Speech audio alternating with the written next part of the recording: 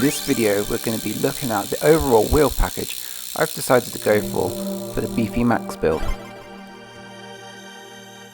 The wheels I've decided to go for are the Nukeproof Horizon V2 wheels. I've already made a first detailed look video at these wheels, and if you'd like to see that, I'll pop a link up above right now, so click on that if you would like to watch it. These are an affordable all alloy wheel set, 32 J-bend spokes on each. The highlight being the rear hub has 102 points of engagement, I think off the top of my head, so a real high engagement rear hub, and they're quite good value for money.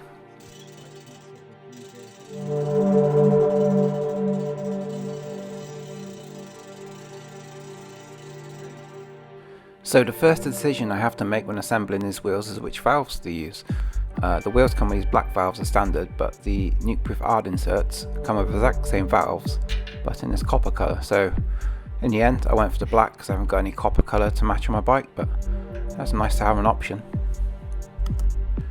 So my theory for wheels on this bike is to have a relatively burly all mountain type wheel matched with cross-country tyres and using inserts to sort of beef up the cross-country tyres.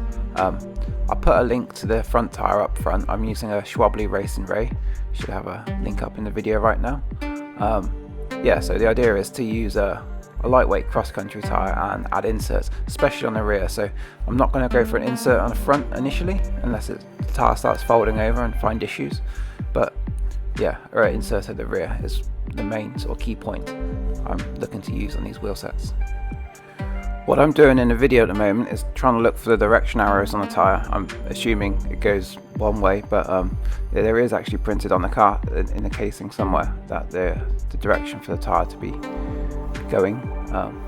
It's kind of obvious looking at the shape of it, but you never know. So I'm just trying to find a printing on the sidewall here. So yeah, please excuse me because it's really hard to spot on here. You can just about see it. It's between the sort of tan wall and the tyre. So yeah, get the rotation lined up for the correct side so your disc isn't on the wrong side when you put your tyre's not on backwards when you put the disc correctly into the forks. Once I have the correct orientation identified, what I'm trying to do is I'm trying to line up the Schwable logo central to the valve. So in the event of getting a puncture or needing to faff around, all you have to look for is the big logo on the tyre, and you should be lined up with the valve, so you're not sort of having to look too hard. I think this is an old thing carried over from racing, cross-country racing and road racing years and years and years ago. It doesn't really matter too much on tubeless nowadays, but something to be OCD about really, isn't it? Just to get all the little things lined up. So Schwable lines up with Nukeproof, and that also lines up with the valve stem. And if you're into wheel building, you probably have the logo on the hub aligned to the hole in the valve as well, because that's what people who are obsessed about these things do. One thing you've probably noticed is the tyre actually fits really easily onto the rim. It's a sign of being a lighter weight cross-country tyre. They're more pliable and easy to get to fit on the rim. So at the moment I'm just using my favourite technique, and if you've ever had downhill tyres in the middle of the Alps like Morzine or somewhere have a puncture, you get good at rolling tyres onto beads of the rim. With the tyre on the rim, I'm going to try to seat it now. To do this, I'm going to extract the valve core. It's handy on these ones because the valve cap has a valve core extractor built in. So first thing to do, I'm going to pop the valve core out to make inflating this a bit easier. Nothing get in the way. So to get the tyre seated on the bead seat of the rim, I'm going to be using a combination of a design floor pump, and that's going to be used combine. I'm going to be using a combination of this design floor pump and a specialized air blaster. That's like a pressure container separate from a floor pump. I don't know if they still sell them. They were very good value when they first come out a couple of years ago. I think they're only 20 or 30 pounds. So if you had a high quality floor pump and didn't fancy spending another 100 quid on an additional floor pump, you could use this specialized air blaster just to use it as the pressure container really. So you pump up the blaster up to, I don't know, 120, 130 psi, and then release out pressure separately, which I think is good if you already own a decent quality track pump. You don't need to buy another one. You can just get this external cylinder. So So yeah, I'm just going to pump this up to steady pressure, then unleash it, and I'll fast forward this bit because watching me pump up a cylinder is quite boring.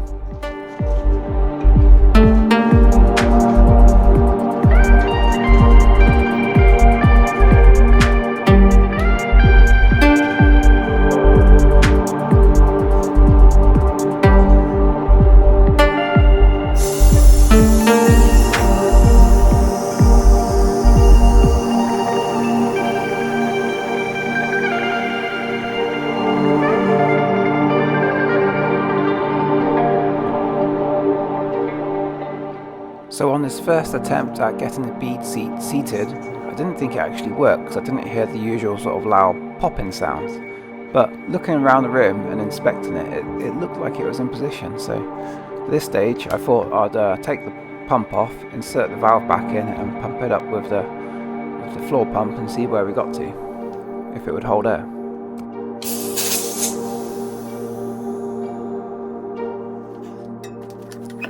So now with the floor pump attached, I'm aiming to pump the tyre up to 50 psi just to make sure it's fully seated, and we'll inspect the tyre at that point in time to see what's going on.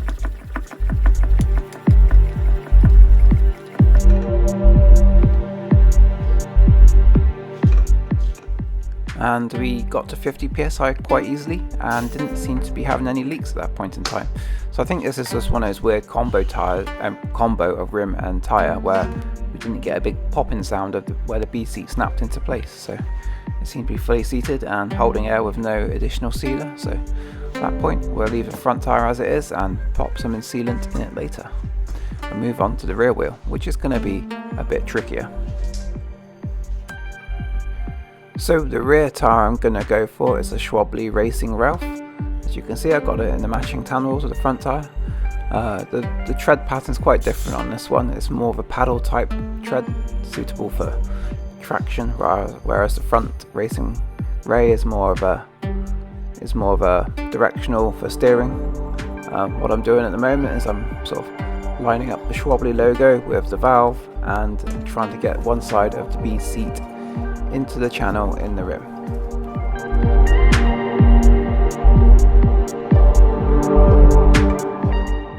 So with one side of the tyre firmly inserted in the central gully in the wheel, we can now try to insert the Nukeproof tyre insert into the cavity of the tyre.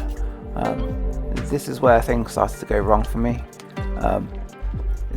Ideally you'd need free hands to do this job, I've discovered, so this is my first attempt. So I'm going to play it and fast forward because it went on for a few minutes of me struggling, but yeah, it's quite hard to get it all in and then get the tyre into place because the insert pushes the tyre out of the rim gully effectively, so you don't have anywhere to put the as you're putting the insert in and putting the tyre on, there's nowhere for the tyre to drop into because the insert takes up that space.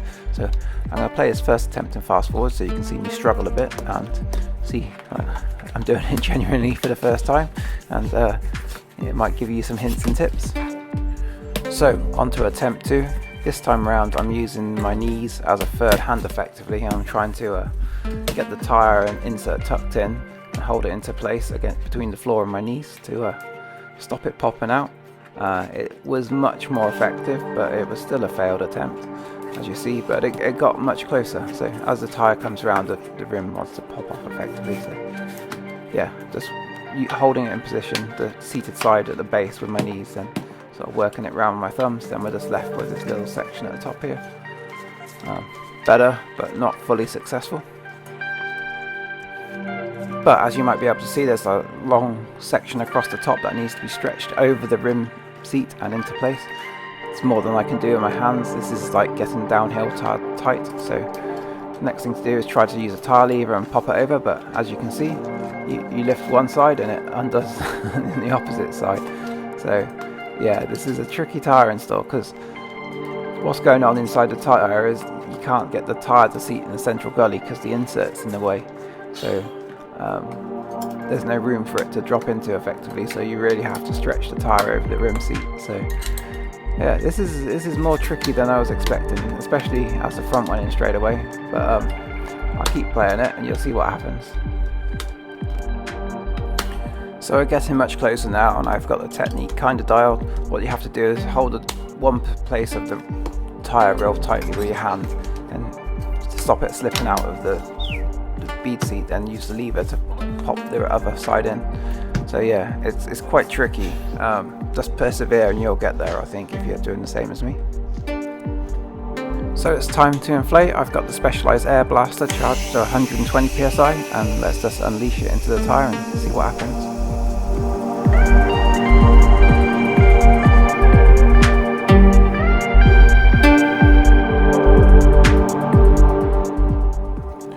And there we go. Much like the front tyre, there was no particular clicking or clacking sounds to let you know the bead seats jumped into position, but it looked like it was holding pressure at that, and it all equalised. So yeah, we'll have that and assume it's seated and try pumping up with a track pump once again. And much like the front wheel, I'm going to pop the valve core back in and pump this up to 50 psi to make sure it's holding air and not leaking down excessively fast. At that sort of pressure, you should be able to hear any leaks coming out of the tyre. So we'll get that done now.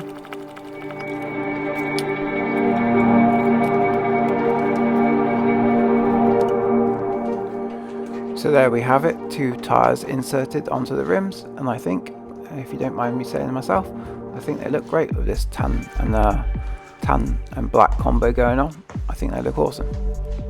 At this stage I decided not to add any tyre sealant just right now, because I'm building this bike in my study and I don't want an explosion making a right mess everywhere. So I'll do that at a later date once the bike's nearly finished. But we're going to move on and add the cassette to the wheels. As you can see, I've lubed up the free hub body thoroughly, and yeah, we'll wind it on. This is a 11-speed X1 cassette, so it's a bit of a weird one. It's a 10 to 42, but it still uses the same cassette type Shimano tool that all the other cassettes use, so nothing too special. I think it's just important to get that cassette body lubed up before you install it. So I've nipped that down with the hand tool. With that done, I can then use a torque wrench to really wang it down. It's quite tight on these. I think it's 40 Newton meters, so yeah, big cassette torque. So that's about it for these wheels. Only one thing missing, which is the brake rotors, which will be coming in the next episode. So I'll see you then. Thanks for watching, and I'll see you next time. Cheers.